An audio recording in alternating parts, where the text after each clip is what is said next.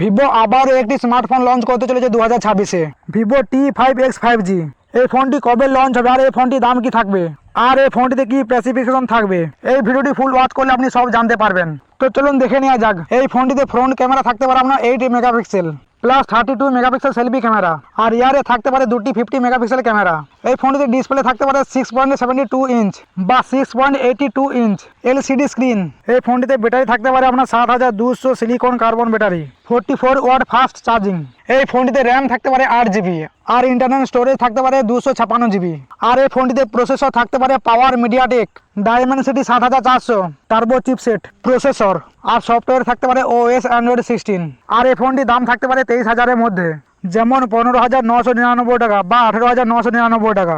ভারতে 2026 সালে মার্চ মাসের মাঝামাঝি সময় লঞ্চ হবে বলে আশা করা হয়েছে। যদি আপনি নতুন নতুন এই ধরনের আপডেট পেতে চান তো আপনি এই চ্যানেলটিকে সাবস্ক্রাইব করে রাখবেন আর ভিডিওটিকে লাইক করে রাখবেন। Thank you for watching.